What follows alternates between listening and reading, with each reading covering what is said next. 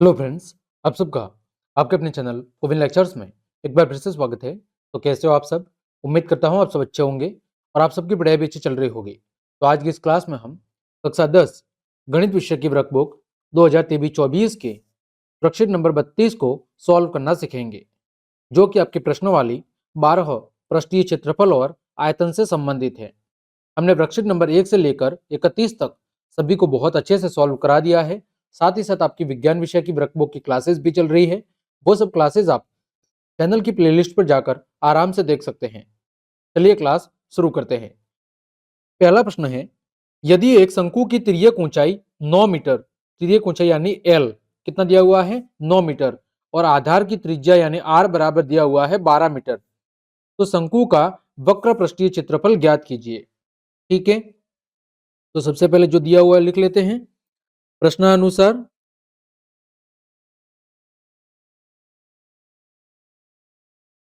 शंकु की तिर्यक ऊंचाई, शंकु की तिर्यक ऊंचाई एल बराबर 9 मीटर, ठीक है, तथा आधार की त्रिज्या बराबर, आधार की त्रिज्या आर बराबर 12 मीटर। ठीक है, अब हमें ज्ञात क्या करना है, शंकु का वक्र पृष्ठीय क्षेत्रफल। तो यहां पर हम लिख देंगे शंकु का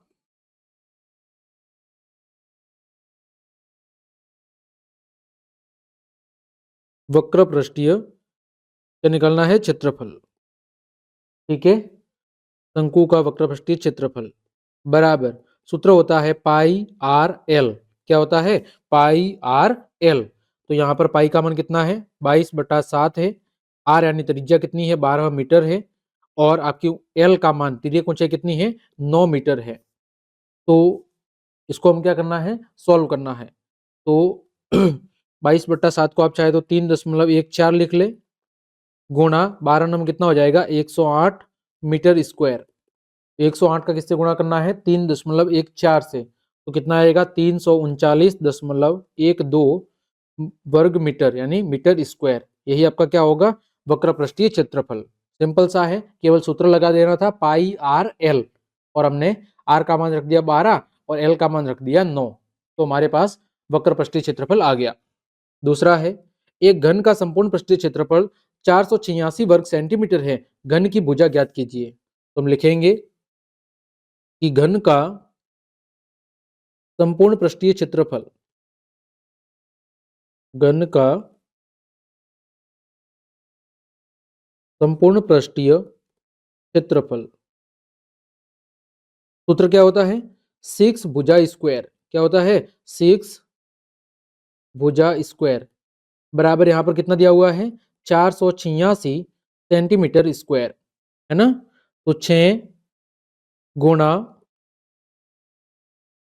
भुजा का स्क्वायर बराबर 486 सेंटीमीटर स्क्वायर। तो यहां पर 6 से 486 को काटेंगे तो कितना आएगा, 81। ठीक है, तो भुजा का वर्ग बराबर कितना आ गया, 81 सेंटीमीटर स्क्वायर। ठीक है, अब मैं क्या निकालनी है, भुजा। तो भुजा बराबर यहाँ पर क्या होगा, भुजा बराबर हो जाएगा अंडरवुड 81 सेंटीमीटर। तो यहाँ पर भुजा का मान कितना आ जाएगा, भुजा का मान आ जाएगा 9 सेंटीमीटर। ठीक है, यही आपका उत्तर है। आगे बात करें प्रश्न संख्या 3 की। दिया हुआ है आपके सामने कि एक ठोस एक अर्ध गोले पर खड़े एक शंकु के आकार का है। ठीक है, जिसकी त्रिज्या 1 सेंटीमीटर है तथा शंकु की ऊंचाई उसकी त्रिज्या के बराबर है, यानी कितनी है, 1 सेंटीमीटर। इस ठोस का आयतन पाई के पदों में व्यक्त कीजिए। किसके पदों में, पाई के पदों में हमें निकालना है। तो चलिए, ये मेरे सामने एक चित्र बना हुआ है। ठीक है, आपका जो प्रश्न था वो कुछ ऐसा ही चित्र था। यहां पर देखो, ये क्या दिया हुआ है, अर्धगोला, अर्धगोला है, जिसकी जो त्रिज्या है वो कितनी है, 1 सेंटीमीटर है। कितनी है, 1 सेंटीमीटर। और ये आपका शंकु है, शंकु की जो ऊंचाई है, ऊंचाई यानी h, वो कितनी है? 1 सेंटीमीटर है। ठीक है, हमें क्या करना है? इस ठोस का आयतन निकालना है। क्या निकालना है? आयतन। तो हम लिख देंगे कि दिए गए ठोस का आयतन लिख देंगे यहां पर। आप चाहे तो वो भी लिख लो कि अर्धगोले की त्रिज्या लिख लो प्रश्नानुसार। प्रश्नानुसार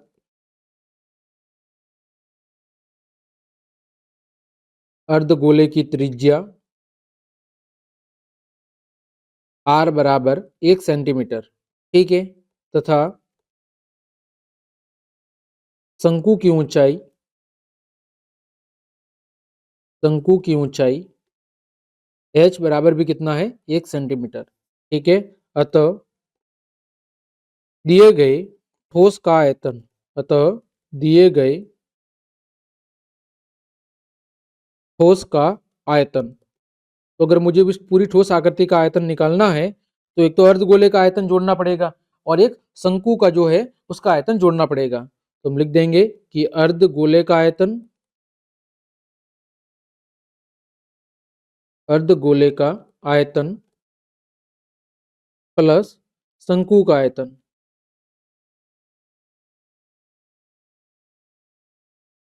ठीक है, अब देखो अर्धगोले के आयतन का सूत्र क्या होगा? 2/3 पाई आर क्यूब, और शंकु का आयतन क्या होगा? 1/3 पाई आर स्क्वायर h। ठीक है, यहां से मैं पाई बाहर ले लेता हूं कॉमन, बाकी अंदर बच जाएगा 2/3 आर का cube plus 1/3 r square h। फिर क्या है? आपका आयतन है तो क्या होगा? Centimetre cube. ठीक है, अब देखो पाई 2/3 आर कितनी है? 1 का क्यूब, 1/3 गुणा 1 का स्क्वायर गुणा 1 सेंटीमीटर क्यूब। तो पाई अंदर क्या बच जाएगा? 2/3 प्लस 1/3, ये कितना हो जाएगा?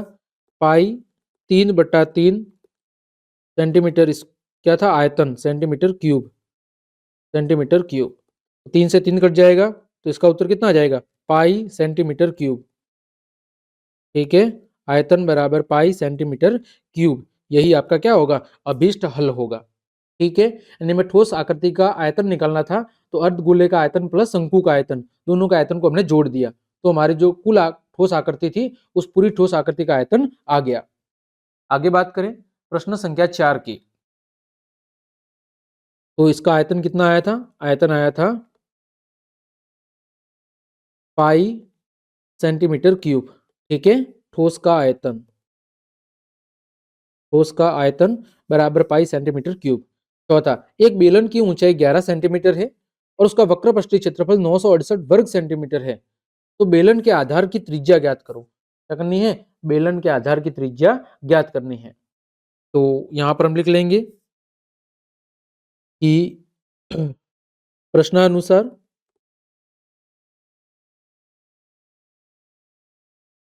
बेलन का वक्र पृष्ठीय क्षेत्रफल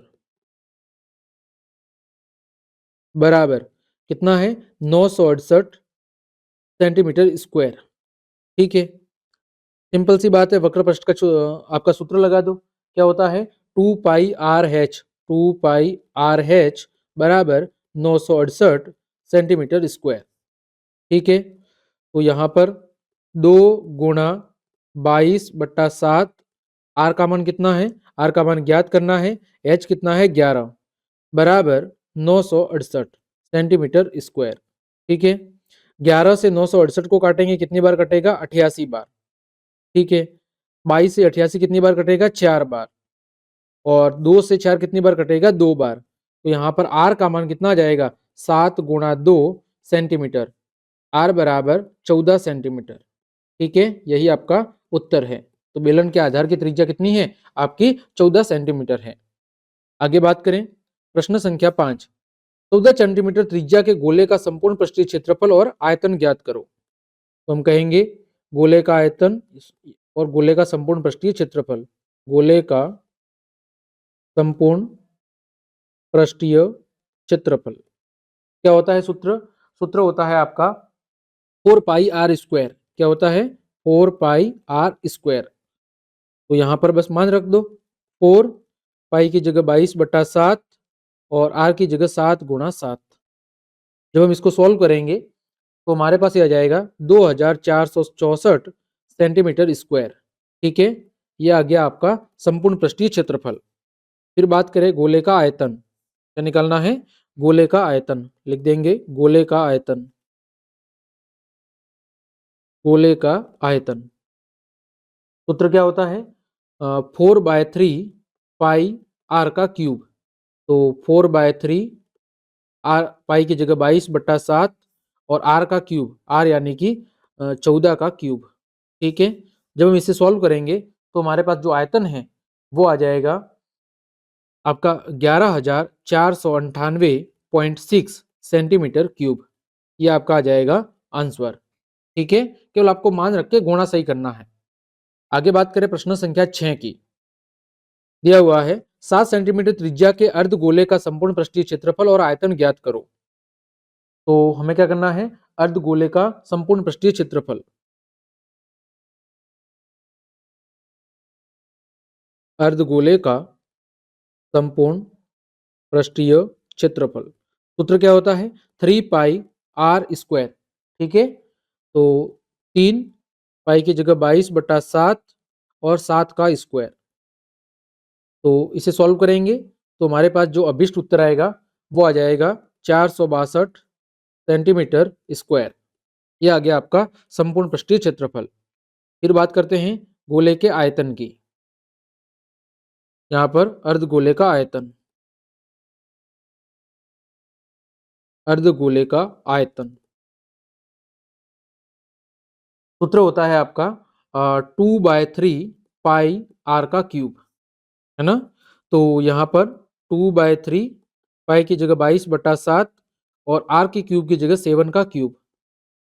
जब हम इसे सॉल्व करेंगे तो हमारे पास उत्तर आ जाएगा 718.6 सेंटीमीटर क्यूब। ठीक है, ये आपका हो गया अर्धगोले का आयतन।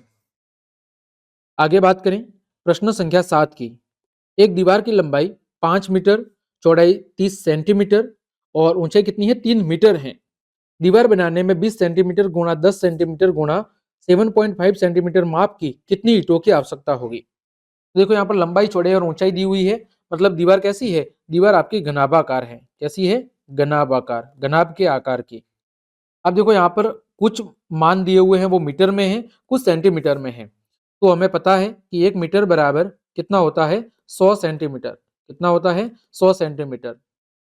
और बात करें घनाभ के आयतन की, तो जो घनाभ का आयतन होता है वो होता है L गुणा B गुणा H, यानी लंबाई गुणा चौड़ाई गुणा ऊंचाई। तो हम क्या करेंगे कि N गुणा ईंटों का क्षेत्र, ईंटों का आयतन बराबर दीवार का आयतन, दोनों को आमने सामने रख देंगे तो वहां से हमें ईंटों की संख्या मिल जाएगी। तो चलिए हम प्रश्न संख्या 7 को इधर सॉल्व करते हैं।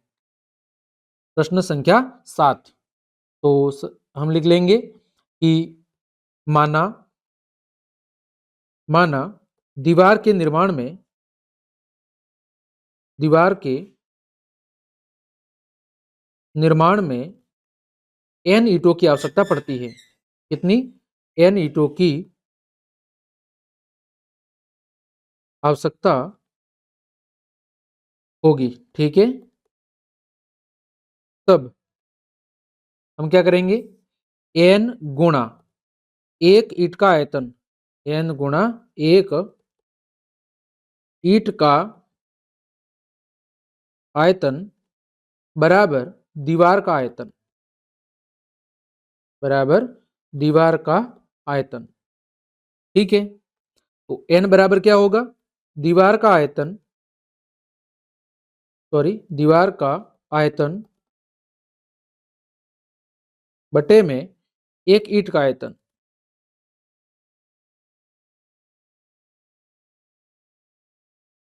ठीक है, तो n बराबर हम लिख देंगे दीवार का आयतन यानी लंबाई गुणा चौड़ाई गुणा ऊंचाई। तो कितना हो जाएगा? 500, क्योंकि वो कितना था आपका? 5 मीटर था। कितना था? 5 मीटर। ठीक है, तो 5 मीटर को सेंटीमीटर में बदलेंगे, कितना हो जाएगा 500। फिर क्या था, फिर था आपका जो मान था वो था 30 सेंटीमीटर, कितना था 30 सेंटीमीटर गुणा, फिर कितना था, ऊंचाई कितनी थी 3 मीटर, यानी कि 300 सेंटीमीटर। ठीक है, बट्टे में ये क्या था, आयतन था तो सेंटीमीटर क्यूब, बट्टे में एक ईंट का आयतन, ईंट की माप दी हुई थी 20 गुणा 10 गुणा 7.5, ठीक है, सेंटीमीटर क्यूब। सेंटीमीटर क्यूब से सेंटीमीटर क्यूब क्या हो गया, कट गया। अब एन बराबर क्या हुआ आपके सामने, एन बराबर हो गया, देखो जो कटता है उसको काट दो, तो 10 से कट गया 30, कितनी बार, 3 बार, है ना। फिर ये 0 से 0 कट गया, और आपका 2 से काट दो 50 को, कितनी बार, 25 बार, 25 दिया कितना हो गया 75 गुणा 300 बटे में 7.5, यहाँ से पॉइंट हटाएंगे, ऊपर कितना होगा 10, 75 से 75 क्या हो गया, कट गया, तो एन बराबर कितना हो गया 300 गुणा 10 यानी 3000 ईंट। ठीक है, हम लिखेंगे एन बराबर 3000 ईंट। ठीक है, अब लिख लेंगे, अतः दीवार को बनाने में, अतः दीवार को बनाने में कुल 3000 ईंटों की क्या होगी, आवश्यकता होगी। कितनी आवश्यकता होगी, 3000 ईंटों की आवश्यकता होगी। यही आपका क्या है, यही आपका अभीष्ट हल है। तो इस तरह हमने आपके वर्कशीट नंबर 32 के सभी प्रश्नों के हल बहुत अच्छे से जान लिए हैं। उम्मीद करता हूं सभी प्रश्नों के हल आपको अच्छे समझ में आए होंगे। तो क्लास देखने के लिए आप सभी का धन्यवाद। यदि आपको मेरी क्लास और मेहनत पसंद आई है तो फिर लाइक, कमेंट, शेयर और सब्सक्राइब जरूर कर दें। आज के लिए इतना ही। जय हिंद, जय भारत।